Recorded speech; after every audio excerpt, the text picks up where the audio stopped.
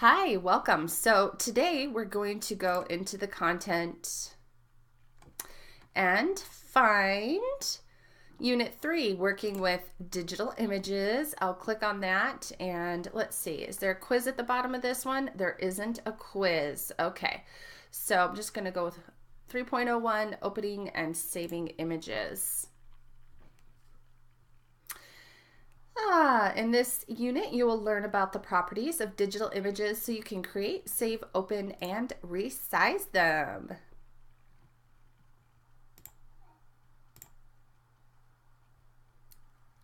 Opening a file.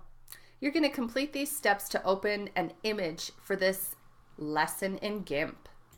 So we need to open up GIMP. I'm going to go into my programs and just search for GIMP under the letter G. And hopefully your GIMP looks like this. Remember, Windows is where you can make sure it's in single window mode. You want to have that checked there. If you like having your windows all split up, you don't have to use single window mode, but I personally prefer it. So that's how I like mine. Remember, if you're ever missing your toolbox or your tool options or layers or brushes, you can go under Windows under, well, there's your toolbox right there. But dockable dialogues is where you'll find your tool options and all of the other docks. To open a file, you will click File, Open, and today we are going to open a specific file, so follow along with me. Click Open, find your pictures, and scroll down to find your image design folder. And the resources file that we created, double click on that. And then double click on Unit 3. And today we're going to open sunflower.jpg. And you can see I have a little preview in my window. And just click at the bottom right, open.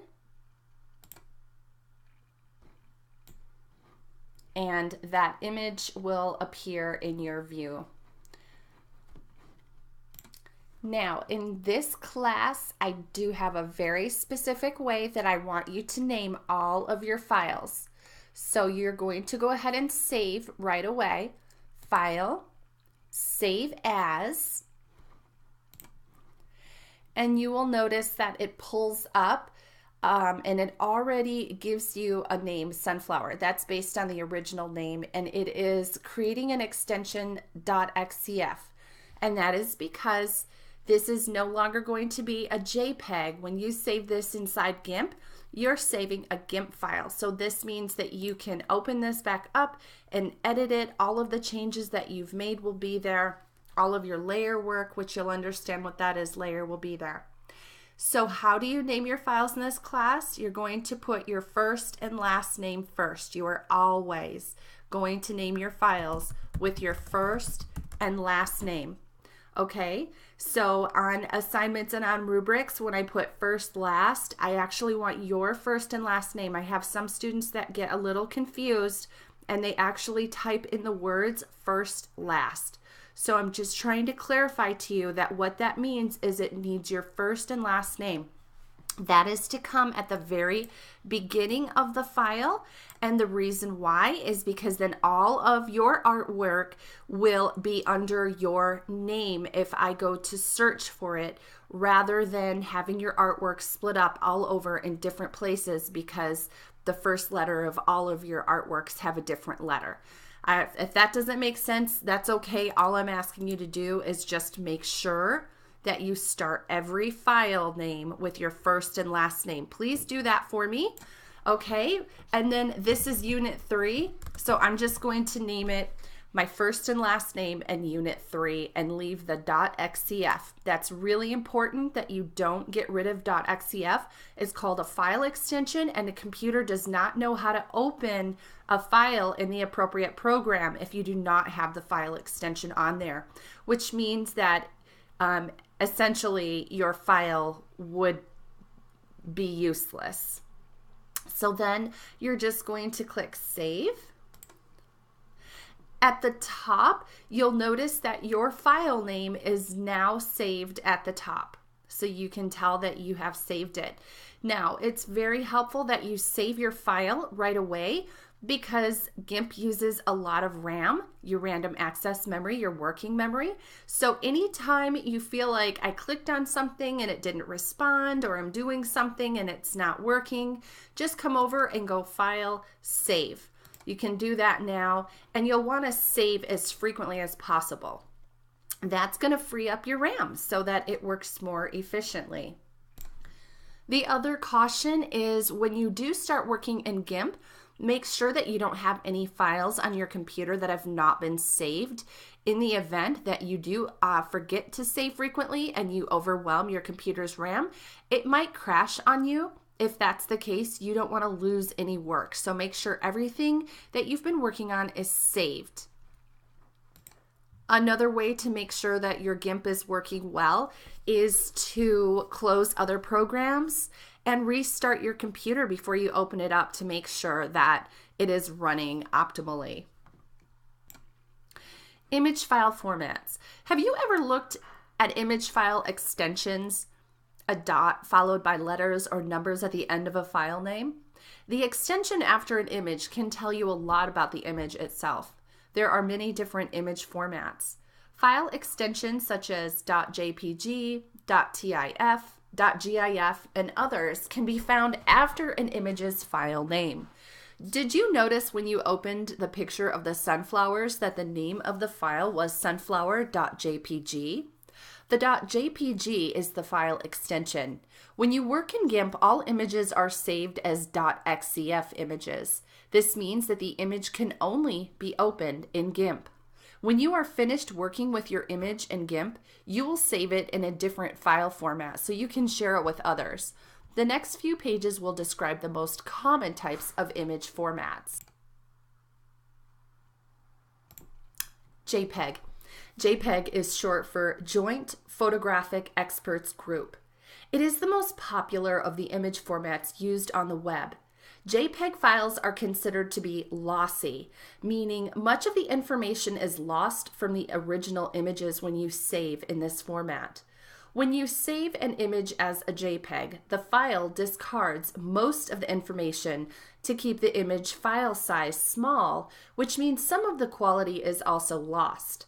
Just because JPEG images lose some quality does not mean that they are not good to use. Almost every digital camera can shoot and save in JPEG format. JPEGs are web-friendly because the files are smaller, which means they take less time to transfer from one device to another or just to download. GIF. GIF is short for Graphics Interchange Format. It is limited to using only 256 colors. GIF is still a popular format for using images on the internet because the image size is small compared to other image formats. GIF compresses images by reducing the number of colors. In addition, multiple occurring patterns are reduced to one. So instead of storing 5 shades of blue, a GIF image stores only 1 shade of blue. GIF images are suitable for graphics, diagrams, cartoons, and logos with relatively few colors. TIFF images have gained recognition in the graphic design, publishing, and photography industry because of their high quality. TIFF files support full color, and data information is not lost or reduced. The disadvantage of TIFF files is the amount of storage space they use. They can be very large files and take a long time to transfer from one device to another. So here we're showing the difference between the JPEG and the TIFF. I can barely notice a difference. Choosing a file format. Now that you know the different types of image formats and their characteristics, you may be asking yourself, which is the best to use? The answer to this question depends on what you're using the image for. TIFF is the best choice for printing professional-looking photos. JPEG and GIF are the most web-friendly image formats. And GIF is the best image type for clip art and drawn graphics that only use a few colors. Pixels, short for picture elements, are the building blocks of digital images. When you look at a computer monitor, you're looking at thousands and thousands of dots of different colors. Put together, these dots form an image. If you zoom in far enough, in any digital image, you'll begin to see it break apart into its individual pixels. Explore this image to see what I mean. So there, we've zoomed in a little bit. Oh wow, when we zoom in a lot, you can actually see the little pixels. They look like little squares of colors and the edges are very jaggedy. The zoom tool magnifies an image or makes it bigger. This makes it easier to see and work with the details in an image. If you zoom in far enough, you'll begin to see the individual pixels in your image. You can also use the zoom tool to shrink an image or make it smaller. And there, once again, we can see the pixelation there. And where is the zoom tool? Here it is. Hover your cursor and you can see that that magnifying glass is a zoom tool. If I click on it, you'll notice that it has its own tool options. I can click here and select zoom in, which means that anytime I click, it's going to zoom in. Or I can click here for zoom out, and you'll notice that it just stuck on me. I'm making a video, I'm using a lot of RAM. I'm going to click save. Remember, I just told you if you run into any problems, click save and that will free your RAM so that you can continue to work. Excellent. So now that I have zoom out selected, every time I click, it's going to zoom out. There is a trick though, and I'm going to just set this back to zoom in, and I'll click save to free up my RAM. Notice when I hover my cursor right here, there's a little plus sign next to my magnifying glass. That means it's going to zoom in and make it bigger. Okay, now what happens, I'm gonna have to click save. What happens if I hold down my control key? If I hold down control, you'll notice that that plus turned into a minus sign next to my cursor. And now when I click, it's going to zoom out. So just clicking will zoom in, holding down control will zoom out. And then there are other ways to zoom under the view menu. You'll notice that there is a zoom option and there are different proportions that you can zoom to, but probably one of the most widely used and my favorite zoom option is to fit the image in the window. I love this one, so I'm going to click that, and what that does is it actually fills that entire window with the image, so I can see all of the image and it's as large as it can possibly be. Do you remember the other place that you can zoom? There's a lot of different zooming options here. Down here at the bottom, yes. What is it showing? It says that this image is at 164%. What would it look like if I changed it to 100%? There it is at 100%. Resolution refers to the number of pixels in a digital image. It is measured in pixels per inch, or PPI, the number of pixels in a single square inch. The more pixels in an image, the higher the resolution and the smoother the image. Look at the same image in 3 different resolutions. So at 72 pixels per inch, this is the basic resolution for a computer screen. So anytime you know that you're just going to be using that image for any type of computer software program, such as viewing it in an email or viewing it in Facebook or Instagram, all you need are 72 pixels per inch. That's the magic number. You need to memorize that number right now, okay? Now, 30 pixels per inch is really small, and you'll notice that because there are fewer pixels of color in a square inch, that it's very pixelated. You can see those individual pixels. It's not looking sharp, it's not looking smooth, it does not look good. You would not want to publish something like this on a website. And at 10 pixels per inch, it's even worse. And you can actually like grab an inch and pull out 10, 1, 2, 3, 4, 5, 6, 7, 8, 9, 10, and you can just see every single pixel. You don't want that type of quality. So that's the reason why on a computer monitor, 72 pixels per inch is optimal. Speaking of optimal, image optimization is a balance between image file size and image resolution. The more pixels something has, the larger the size of the file, and the longer it will take to share with others over the internet. When optimizing an image for the web, use the smallest number of pixels that still looks good. So we're going to see how resolution affects the file size. So here we have a 72 pixel per inch image, that's the resolution, and the actual file size itself is only 24 kilobytes. That's really small. That's going to transfer quickly. That means when you click on a website, the image is going to appear instantaneously. Now look at this, 30 pixels per inch. Look how small the file size is. It's just too small. This person has sacrificed quality to make an image that's smaller than necessary. And once again, way smaller. The scale tool. You can use the scale tool to optimize an image for screen or for print. When images are displayed on a computer screen, you measure the size using width and height in pixels.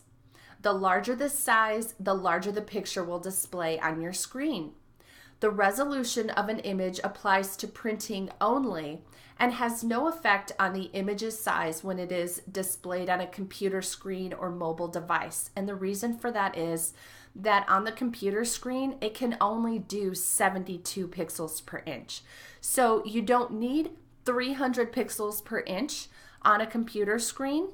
So if your resolution is showing higher than 72, just go ahead and set it to 72, because what that does is it automatically decreases the file size so that it's going to transfer a lot quicker.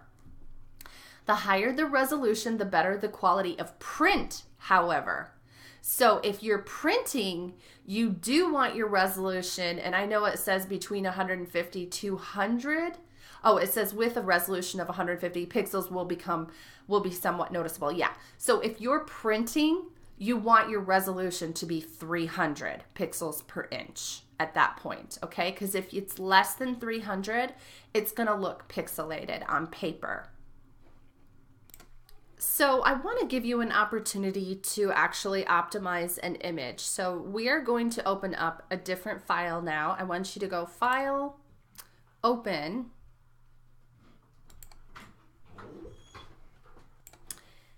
And I'm going to just follow this breadcrumb trail back to my resources folder, and we're going to click on Unit 4.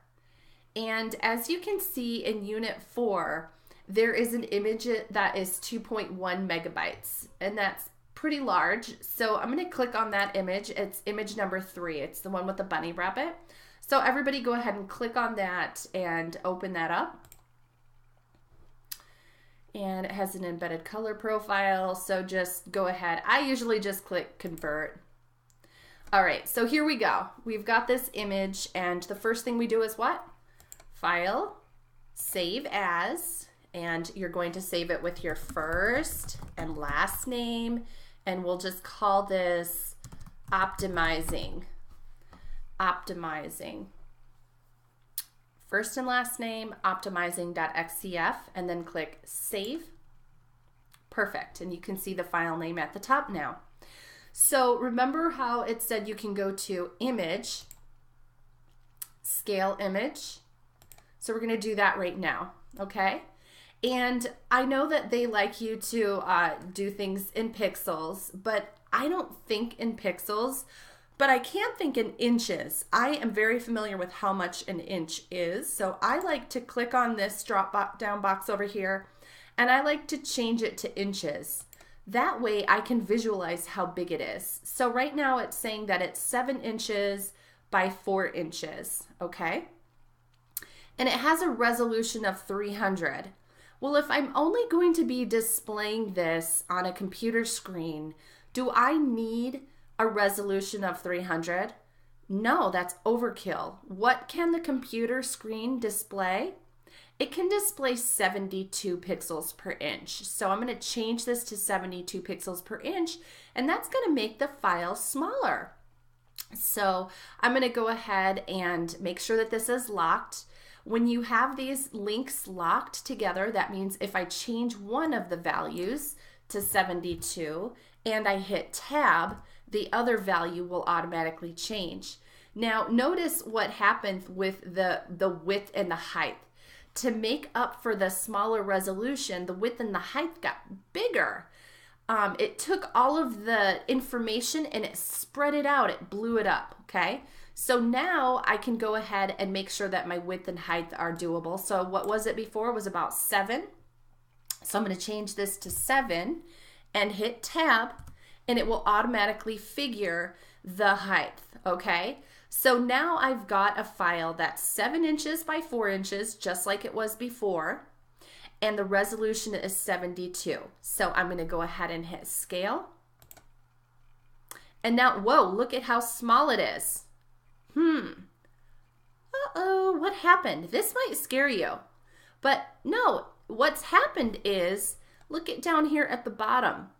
This image has been showing as 33% this whole time because it was too large to actually fit on the screen at 100%. So let's go ahead and click 100%. And now look, at 100%, this image perfectly fits on the screen. That is one way to optimize your image. You're wanting to scale those down. So I'm going to go ahead and I'm going to click save. Okay, but what I've saved is a .xcf file. So what I need to do is I need to convert this now back to a JPEG. And to do that, you have to export it. You have to take it out of GIMP. So let's go File, Export As, and you're going to do this right now with me, Export As. And when you do that, it'll automatically set it as a ping, okay? But I don't want you to save your files as pings. I want you to save them as JPEGs. So you're gonna click this little plus sign here on the left where it says select the file type. And when you click on that, it will give you all of the different types of extensions over here and their names on the left. So let's scroll down and find J for JPEG. It's alphabetized. And you're going to click JPEG image. Now when you click on that, you'll notice that it automatically changed the file extension up here for you. So now it is a JPEG file. And then what you're going to do, and this is important, is you're going to take this window and you're going to slide it over so that you can see the image. This is also a part of image optimization. When you're exporting, you need to do this. So if you accidentally forgot to slide this over and you already clicked export, then redo it. Just cancel, go back in, redo it, change this to .jpg, and then slide this over. This is a habit that you're going to have to develop. Now that you can see the image, you're going to click export, okay? And you get another dialog box, okay? This is your image optimization box. So you can see it says the quality is set at 98. How many of you have ever seen a box like this and you're just like, I have no idea what to put the quality? Well, we're gonna slide it up to 100, okay? Because optimally, you want your quality to be as high as possible. But image optimization means that it's high quality And it's small enough to transfer quickly so that if somebody opens a website, the image appears instantaneously. It doesn't take a long time to upload. Now, I can find out what the file size is right now. It says it's unknown at the time by clicking the Show Preview in Image window. So click on that. There you go. What is this file size? It's 167 kilobytes. Do you remember when we started? It was 2 megabytes. How many kilobytes are in 1 megabyte? 1,000. 1,000 kilobytes is a megabyte. So to get 2 megabytes, this file was 2,000 kilobytes. Look at how small it is now. How's the quality over here? The quality looks fantastic. The file size is small. I usually ask students to make sure the file size is 500 kilobytes or less. Do I want you to try to make it even smaller to like prove to me that you can? No, the file size is plenty small enough. It's less than 500 kilobytes. It's going to upload and transfer quickly. But what does happen if I decrease the quality? Do you remember? It's going to make it look more pixelated. So as you're decreasing the quality, what you're really doing is decreasing the number of pixels per inch that's showing on the screen. So with the preview shown, we're going to start to see pixelation as the quality goes further and further down. Are you seeing that pixelation? Oh, wow. Look how pixelated it is, okay? Do we want to decrease the quality so that it looks poor, but we can go, wow, my file's only 3 kilobytes? No, that's not image optimization. Image optimization is having the highest level of quality while just ensuring that the file size is small enough to transfer quickly. So now that you've got your image optimized, now you can click Export. And I want to take a look at how that looks now in my files. So I'm going over to Pictures and looking for my image design folder, and let's see, where did I save that? I believe I ended up saving it in the Unit 4 folder. Here is the optimizing JPEG that I just exported, and notice it's 164 kilobytes. And remember that original image was 2,000 kilobytes. So by rescaling it, changing the resolution to 72 pixels per inch, we were able to decrease that size by 1,000%. Wow.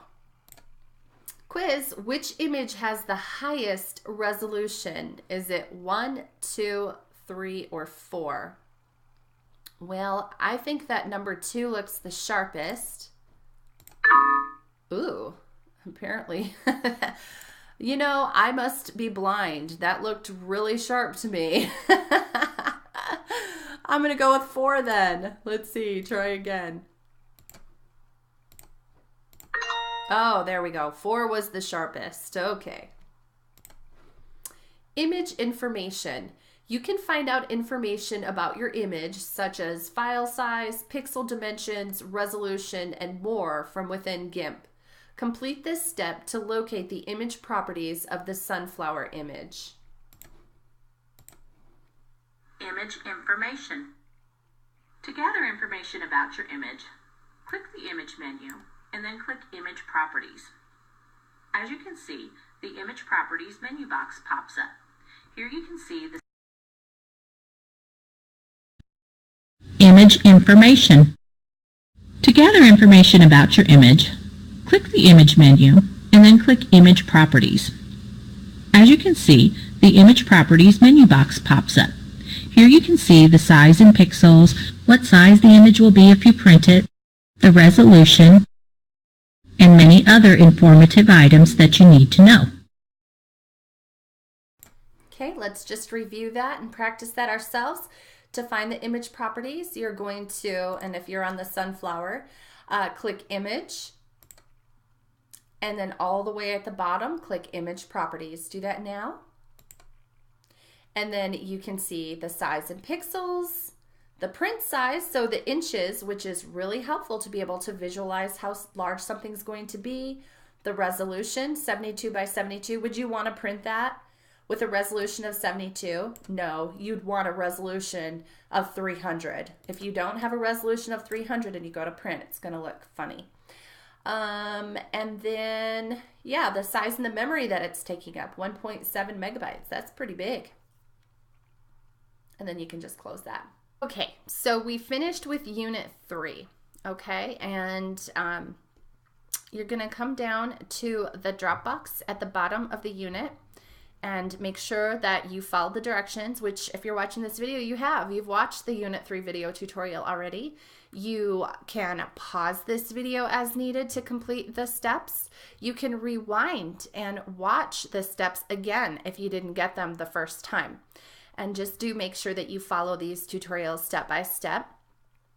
You are going to turn in the first last optimizing.xcf, so that's the GIMP file that we created, and you're going to submit the first last optimizing JPEG that we exported and we optimized the file of that was at 164 kilobytes. So this one right here is the one that you clicked Rescale on. So let me just show you what that looked like really quick. So that was the bunny picture, and that was the one that we named with your first and last name optimizing, and it has a .xcf because it's a GIMP file.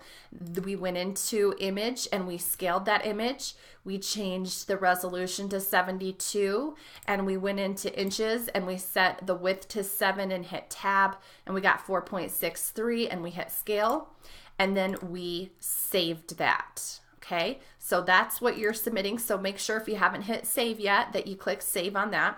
And then that's when we also went in and we exported it. Remember to export, you want to click down here and select the JPEG file type. You're going to select JPEG. It will automatically change the extension. Before you click export, you moved it over. So I'm going to move this over, click export one more time. Click my preview window so that I can see if I've got it too pixelated. But for this purpose of this assignment, what we demonstrated is that you can set this all the way at 100 because what's the kind of guideline that I want? 500 kilobytes or less. This is less than 500 kilobytes at 100%. So I'm going to jack that all the way up to 100%. That's optimizing this image so that it's the most quality and it's still of a small enough file size that it's going to transfer quickly. And then we clicked export. Okay, so you just go into your files and you're going to look under mine saved under unit 4. You're going to submit that Rachel Girot, your first and last name, optimizing with the .xcf, and you're going to submit the first and last optimizing.jpg. And that JPEG needs to be 164. So remember, how do you get this information to show on there? Well, if you go to view, you can look for details. So notice you might have your setup like this, and then you don't really know what's going on, right? So click on details, and that will tell you the file type. And also make sure that it says file name extensions are showing so you can see your extensions. Sometimes this is over a little too far and you can't see them. So just slide them back out so you can see your extensions so you know exactly what you're uploading. Make sure that the size of the file is 164. If it's not, then you didn't follow the directions and you need to go back and do that, okay? So once you have uploaded those in the Dropbox, after they're uploaded, you also have to click the submit button, which is down below that, okay? So hopefully that's clear and you can get this assignment done. Yeah, good job.